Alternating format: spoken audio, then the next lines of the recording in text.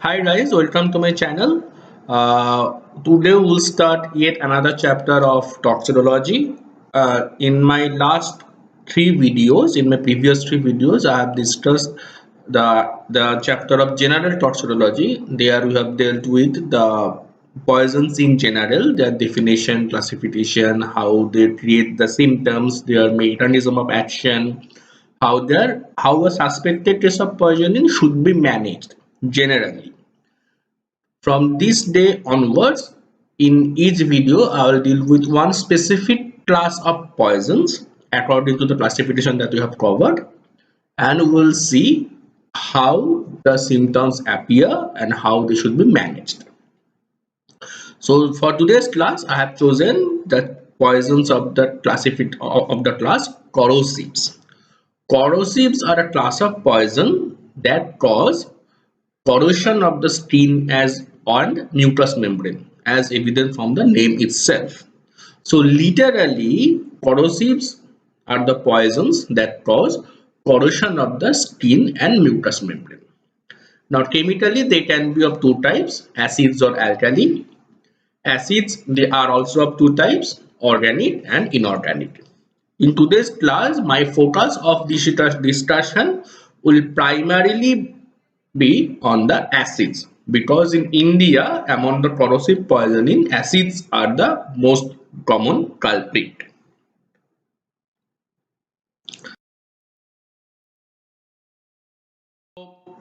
Any corrosive is a caustic. As the common misconception is that caustic means something alkaline, but that is not the case. Caustic and corrosive, they are synonymous.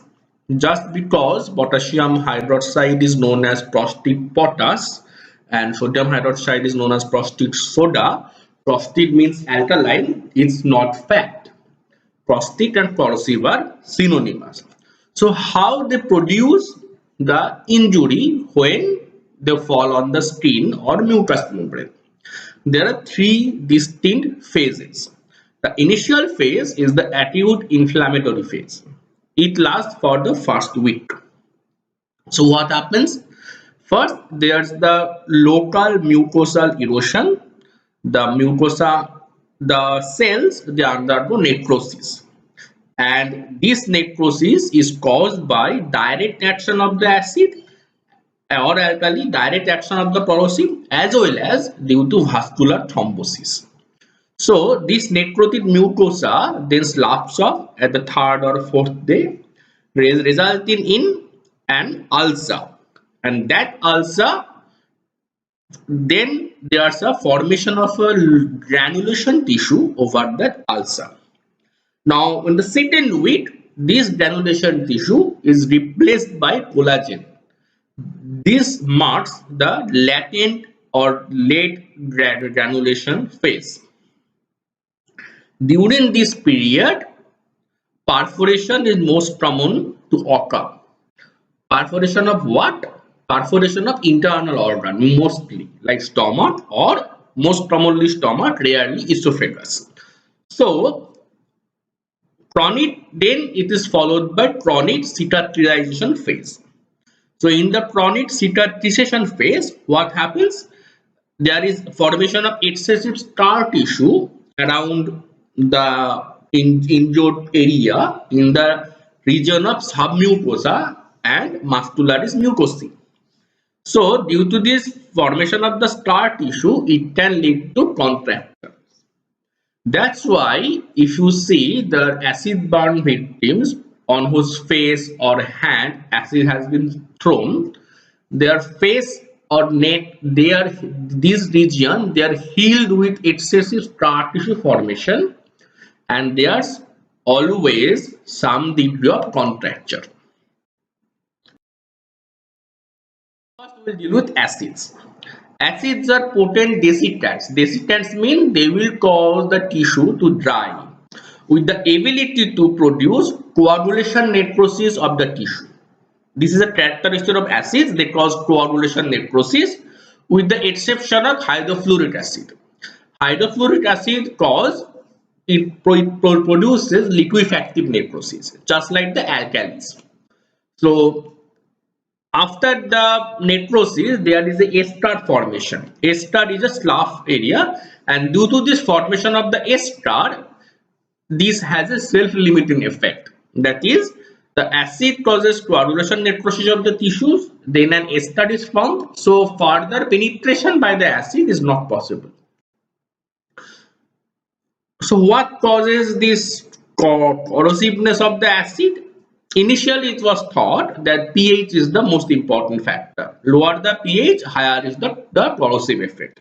But there's an exception to that.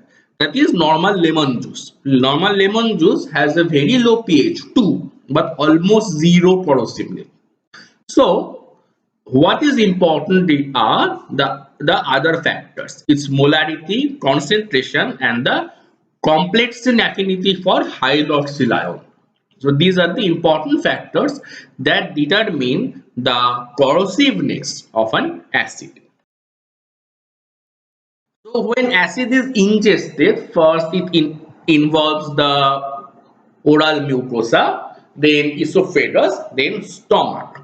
But it is seen that in ingestion of acid, stomach suffers more damage than esophagus due to two factors. Number one, there is rapid transit through esophagus, so the acid doesn't get much time to penetrate esophagus. Number one.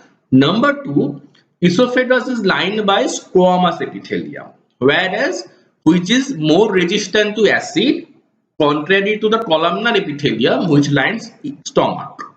Due to these two factors, acid injury are common in stomach than esophagus. And the reverse is true for alkali ingestion. When alkali is ingested, as alkali causes liquefactive necrosis, esophageal damages is more common because squamous epithelium is not resistant to alkali. So we will first try the inorganic acid.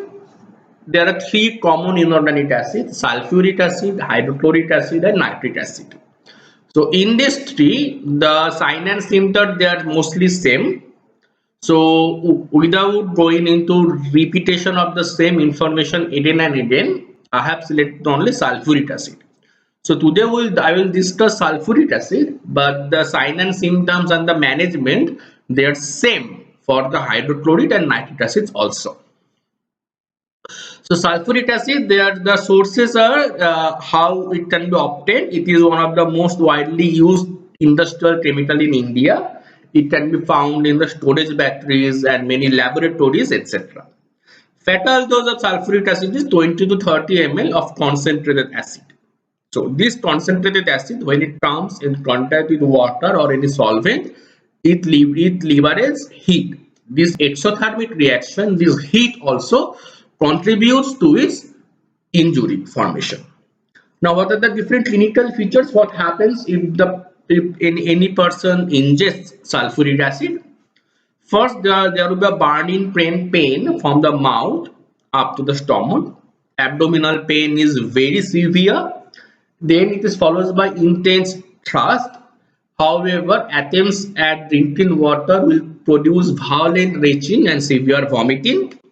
These vomiters are usually brownish in color or coffee brown in color due to presence of the altered blood. Altered blood means the hemoglobin is reacted upon by the acid to form acid hematine.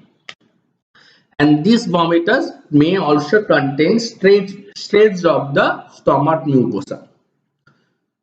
If there's accidental damage to the larynx during swallowing, as during swallowing there will be violent cough, regurgitation, there may be dysphonia, dysphagia, and dyspnea. Hoarse voice. Dysphagia means painful swelling, and dyspnea is respiratory distress. So tongue is usually swollen, blackish or brownish in color. Teeth, they become chalky white in sulfuric acid poisoning, whereas in contrast in nitric acid poisoning, the teeth, they usually become yellow Because nitric acid, they usually impart yellow color on surfaces due to the xanthopoietic reaction. This is a reaction that you guys have performed in the first year biochemistry practical classes. So this is to remember. There may be constant drooling of saliva, which is indicative of esophageal injury. There is often acid spillage while swallowing, with consequent corrosion of the skin of the face, usually around the mouth, front of the neck and chest. Burnt skin appears dark brown or black. In contrast, in nitric acid poisoning, ulcers can appear yellowish in color. Features of generalized shock are usually apparent. Shock means there will be fall in the blood pressure, pulse will be weak but rapid, the skin will be cold and clammy. These are the general features of shock. Renal failure and decreased urine output can occur after several hours of circulatory collapse. That is, this renal failure is not due to direct effect of the acid. This renal failure is due to persistent shock if the shock is not managed. There is shock means the blood pressure is low. If it is not managed, so as the renal blood flow falls, the kidney will suffer injury. So there will be an acute renal failure and decreased urine output as a consequence of the untreated shock. If perforation of stomach occurs, the perforation is seen in a severe form of in acid injury. If then following the perforation of the stomach, from the stomach itself, the acid and other content that will be liberated within the peritoneal cavity, and that will cause an inflammation of the peritoneum. It is called chemical peritonitis. So peritonitis can be of two types. One is chemical, which is due to perforation of stomach and action of the content, acidic content. This is chemical peritonitis. And another one is an infective peritonitis, which is caused by infection of microorganisms. So here chemical peritonitis can result. It is clinically you can detect chemical peritonitis by there will be fever, abdomen will be there will be severe tenderness, and abdomen will be rigid, and there will be sluggish or almost no intestinal peristaltic sounds, and the only management is laparotomy. You have to open the abdomen and do a thorough abdominal toileting. If the patient recovers, there are usually long-term sequelae like the stricture formation in stomach. Stricture formation in stomach, which may lead to pyloric obstruction or antral stenosis or an hourglass deformity of the stomach. Hourglass deformity means at the middle of the stomach, the two walls they get adhered by the contracture. So just above the contractures, there's the stomach will be swollen, and just below the contracture, stomach will be swollen. So it is known as hourglass deformity of stomach. So these are the clinical features of a corrosive ingestion. How to manage? First is the as I told you, in the management, in the general line of management, you have to follow the dictum. Be it any type of poison, start with the initial resuscitation. You have to manage the patient and stabilize him. If there respiratory distress due to the laryngeal edema, it should be treated with 100% oxygen. If not relieved, then by tryptothyroidotomy.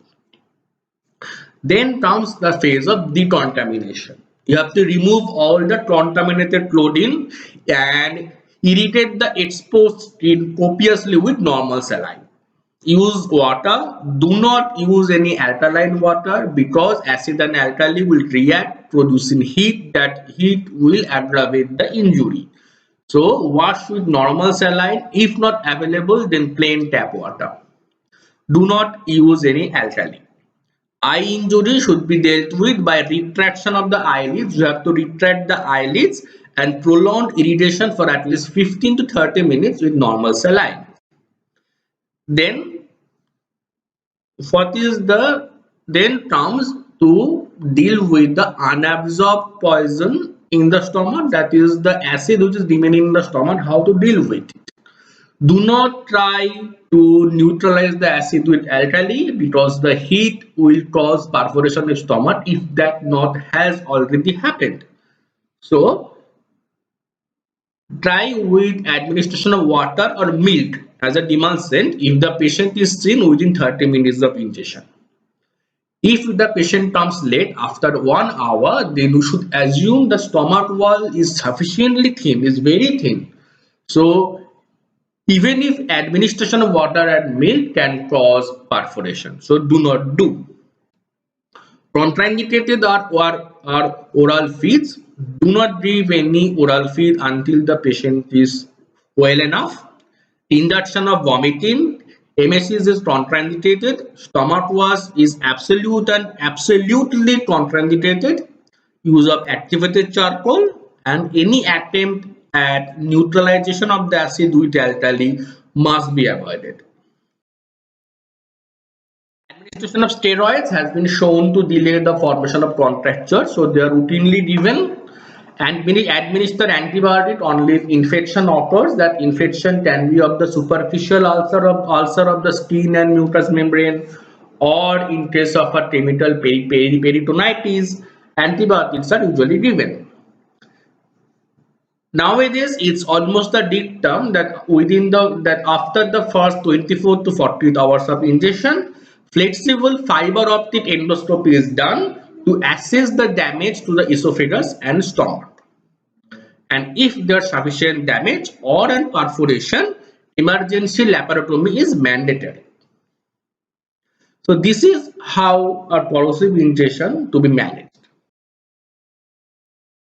And one thing, as there is shock, you have to put an intravenous line and give intravenous transfusion of fluids as much as possible, as much as required.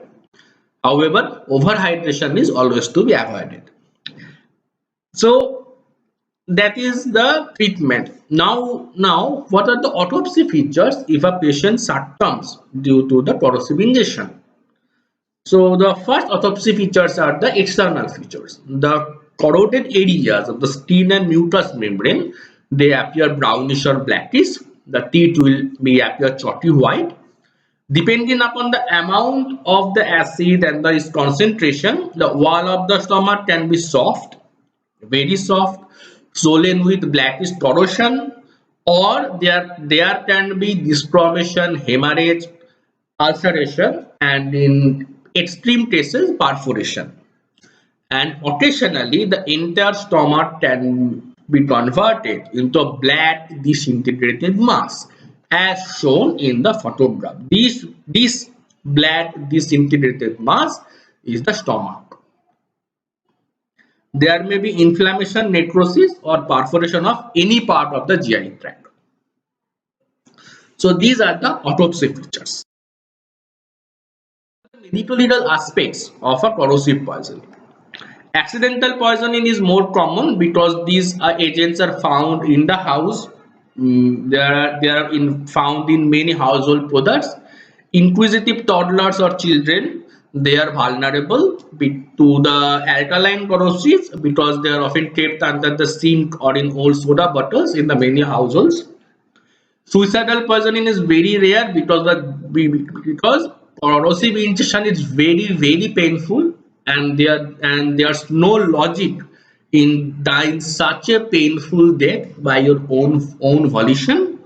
However, in India, due to these as corrosive poisons. They are much more readily available, cheap, and the prescription drugs are now harder to obtain without prescriptions. So these still in India are a method of suicidal death.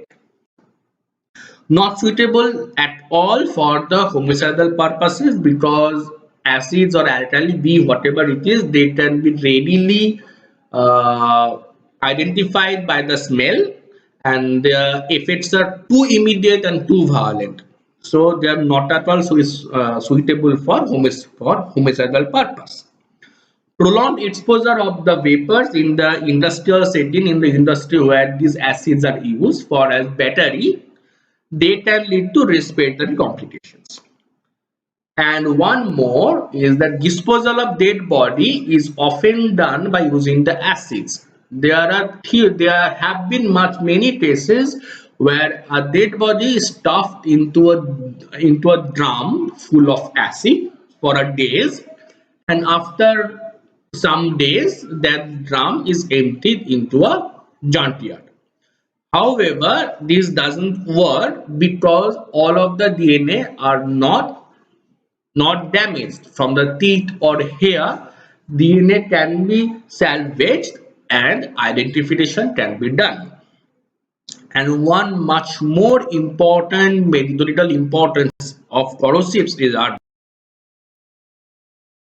they are used in vitriolage. Vitriolage means throwing of an acid on the face or any body part of an individual in order to cause disfigurement or blindness. The motive is usually revenge or jealousy. Sulfuric acid is most commonly used. That's why it is called vitriolate, as sulfuric acid is known as oil of vitriol. Other acids are also can be employed. In fact, any corrosive can be organic acids, alkali, irritant plant juice, be whatever it may be, can be used. Vitriolage is a fairly common crime, and it causes reverse heart, as it causes disfigurement of face. So it has strict punishment, but that punishment even is not sufficient to deter the individuals. There has been a spike in the incidence of vitriolage in the recent years, and it's associated with a social stigma also, as it causes disfigurement. Following that, these vitriolage victims, they have a very difficult life. So it is a very serious crime. So after inorganic acids, we will now move on to the organic acids. We will deal with two common organic acids, carbolic acid and oxalic acid. Carbolic acid it looks like a colorless needle light crystals which turns pink and liquefy when exposed to air. However, commercial phenol is known as phenyl. It contains 5% phenol in water and it's a brownish liquid. It contains impurities like cresol, and it has a strong odor which is known as hospital odor. Its derivative is Lysol. Lysol has a pleasant smell due to the added cosmetics, and Lysol has lesser concentration of phenol. The uses of carbolic acid are antiseptics and disinfectant. In the 18th century, Lord Lister first advocated use of carbolic acid as disinfectant, especially for the hospital wall, floor, furnishing, glassware, instruments, etc. Phenol is a commonly used preservatives in the injectable medications like glucagon, pethidine, neostigmine, quinidine, etc., and also in the pharmaceutical industry. This is phenol is supposed to look like In our department, we have a specimen of phenol which will be given to you in the practical exam to identify. Our specimen is a much darker in color, almost black, as it's a very old sample. Usual fatal dose is 25 to 50 ml of the household phenol or 60 to 120 ml of Lysol. Toxidotynetics, carbolic acid is rapidly absorbed through the GI mucosa, lungs, and even intact skin. So this is a class of poison that can be absorbed through intact skin. It is often a question which is asked in the viva that gives some examples of poisons which can be absorbed through intact skin. So first you should mention carbolic acid or phenol. Second, pesticides of all classes, organophosphates, organochlorines, carbamates, all can be absorbed through intact skin. And also heavy metals like copper, mercury, lead, arsenic. Lead is absorbed through intact skin to a much lesser extent, but arsenic, mercury, they are readily absorbed through intact skin. Mode of action: carbolic acid is actually a very mild corrosive but has a profound systemic effect after absorption. It can cause serious depression, metabolic acidosis, and renal damage. So what are the clinical features? As it's a mild corrosive, so the skin and mucosa will show mild corrosion with some hardening and whitish discoloration. There is a white ester formation which drops off in a few days and it is replaced by a brown color stain. There can be a mild burning pain followed by tingling numbness and anesthesia of the skin and mucous membrane of the mouth, esophagus, anywhere. Now what are the systemic? They will follow each and every system. In GIT there's burning pain and vomiting. In CNS there's vertigo, convulsions, coma. Pupils are constricted. Respiratory system, there can be tachypnea, bronchospasm, and pulmonary edema. Cardiovascular system, there is tachycardia, hypotension, or cardiac arrhythmias. Blood hemolysis and methemoglobinemia is a salient feature of carbolic acid poisoning. Metabolic complications are mainly hypothermia and metabolic acidosis. Hepatorenal complications, there's oliguria with scanty urine, which turns greenish and brownish on exposure to air because the phenol undergoes metabolism to form hydroquinol and pyrocatechol. This feature, this color change of urine on exposure to air, this is known as carboluria. So urine is usually colorless, but if it's exposed to air, it will turn green or brown due to formation of these phenolic metabolites. This feature is known as carboluria.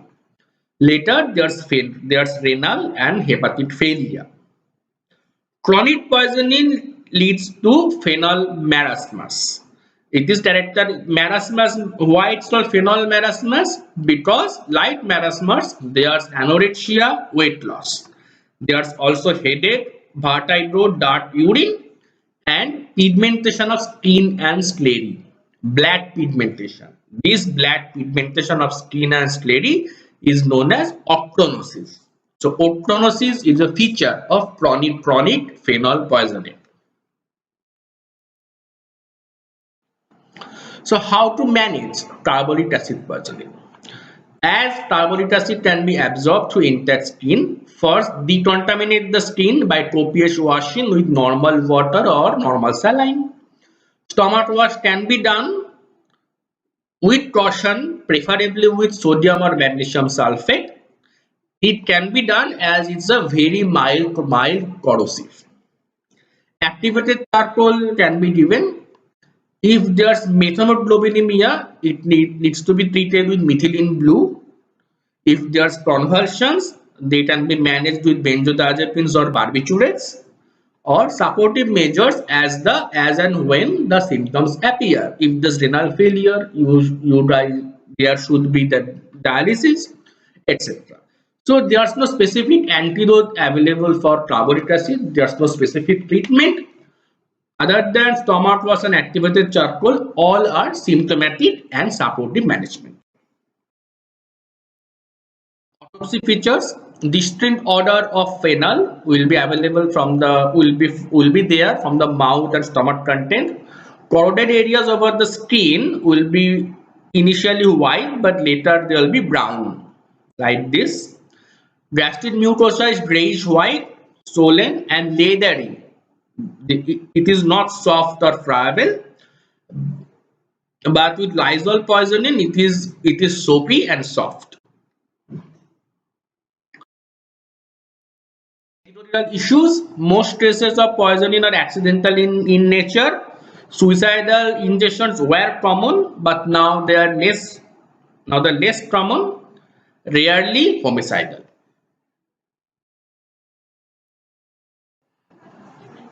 The next acid in line is the oxalic acid. Oxalic acid is found naturally in the plants and vegetables such as rhubarb, spinach, etc. And they are used in paint or stain removers, rust instant removers, ceramic industries, etc. Oxalic acid, they are available in two varieties. One is amorphous variety like this one. Here you can see it's a white powder. However, tiny crystals can be seen which are reflecting light. This one variety is available in our department, which will be shown to you. It looks like common sugar that are available in our house. And another variety are the crystalline variety. These are the elongated needle light oxalic acid crystals. This is also another variety. Or there is also liquid variety. When this crystal is exposed to air or dissolve, it turns liquid. This liquid oxalic acid has moderate corrosive action on the skin and mucosa. Systemic absorption leads to hypocalcemia because oxalic acid combines with calcium to form calcium oxalate. So all the calcium they are spent up in formation of the calcium oxalate. So hypocalcemic tetany is seen, and also these calcium oxalate crystals they are deposited in liver, causing liver damage, in kidney, causing kidney damage, renal stones or renal obstruction at the pelvis, and they are also found in the urine.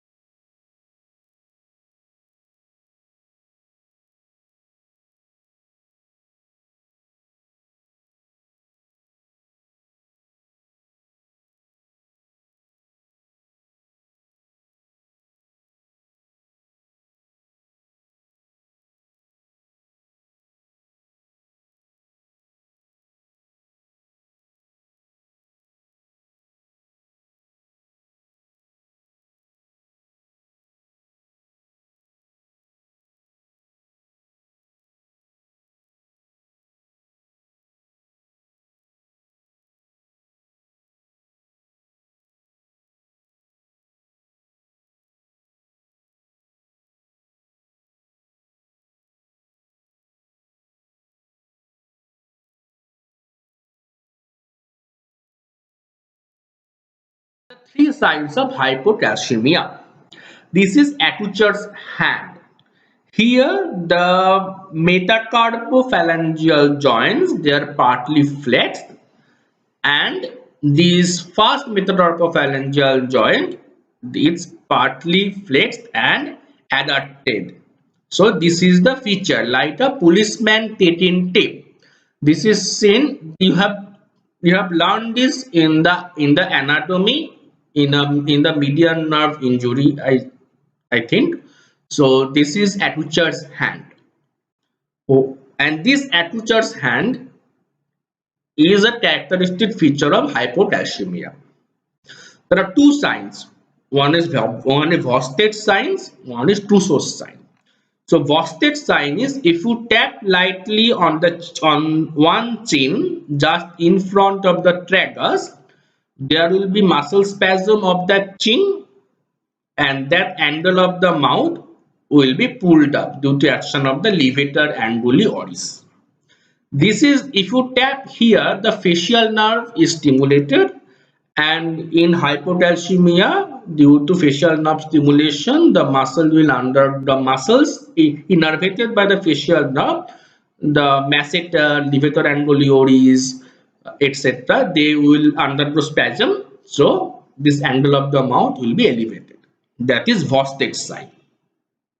And Trousseau's sign is when that you wrap a sphygmomanometer cuff on the arm, and you inflate it just above the systolic pressure, and you tip it there for few seconds. Then you will see that the wrist will be flexed and a posture similar to the Atucher's hand will appear.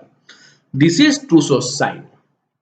So any of these three signs if present, this will indicate hypocalcemia.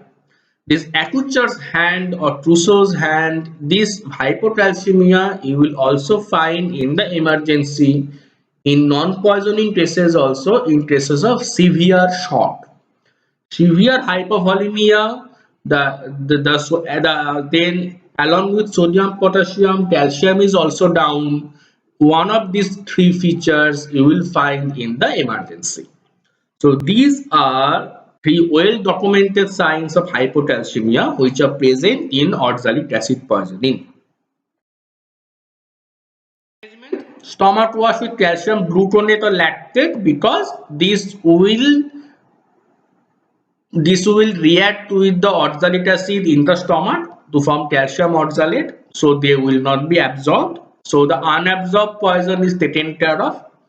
For the absorbed poison, antidote calcium gluconate IV, there's formula of 10 ml of the 10% calcium gluconate solution is given slowly by IV for 10 minutes.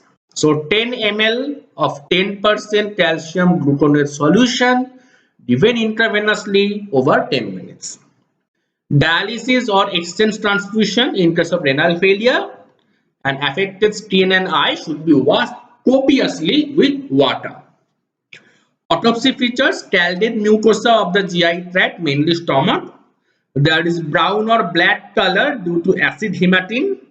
In case of oxalic acid poisoning, in very rare instances in the gastric mucosa, the entire capillary network of the gastric mucosa, they are visible as black streaks due to formation of this acid hematine.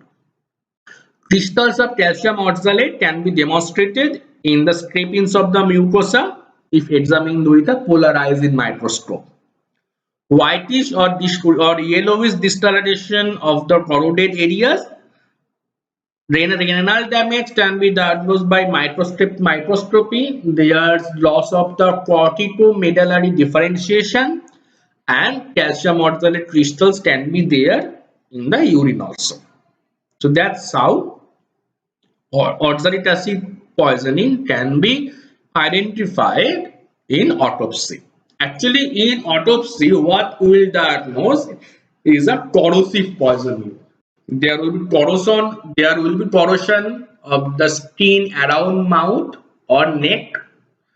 There can be brownish or blackish ulcers. There will be corrosion of the oral mucosa. The tongue will be brown or black. The teeth will be chalky white. There will be esophageal injuries or gastric mucosal injuries. It can be leathery in case of carbolic acid, black with black streaks of the capillary network in the wall in case of oxalic acid, or just soft and thin in case of any corrosive poisoning. In severe cases, blood disintegrated mass with perforations. So what we diagnose in the autopsy by naked eye is a corrosive poisoning, whether it's acid or alkali or what particular acid, that will be diagnosed by the report of the Central Forensic Science Lab. For this, we will send the samples, the same samples, stomach with content, proximal 30 centimeter of duodenum, 500 grams of liver, half longitudinal section of each kidney, preserved in rectified spirit. For any corrosive poisoning, saturated solution of common salt is contraindicated, so use rectified spirit as the preservative. Then you can send the blood, 30 ml blood in fluoride oxalate preservative, urine without any preservative, and sample of the preservative as control. All of these are sent to the CFSL lab and they will diagnose the specific poison involved. So what are the forensic issues? Most cases of oxalic acid or oxalate poisoning, they result from the accidental causes, mistaken the substance for Epsom salt or something else. It can also result from excessive ingestion of certain vegetables rich in oxalates like rhubarb. Chronic consumption of oxalic acid can lead to renal calculi with subsequent renal colic. Occasional cases of suicide or homicide of oxalic acid have been reported, but they are very rare. Thank you for your time. I have tried to cover the corrosives as interestingly as possible. This is the must know and good to know part, what you should know as an MBBS student about the corrosives. I have handpicked sulfuric acid, that is the most common acid involved. For hydrochloric and nitric acid, all of the points will be almost similar. And for alkalis, I have just told you that as alkalis are very rare poison, rarely used chemical in India, only 2 points are important for an exam purpose, that they cause liquefactive necrosis, so depth of penetration in alkali are much more than acid, and esophagus is more severely affected than stomach by alkalis because esophageal lining, the squamous epithelium, it is less resistant to alkali. Other than these 2 points, nothing else are usually asked from alkali in your exams. So go through the book, and if you have any questions, feel free to reach to me. Thank you very much. Have a great day.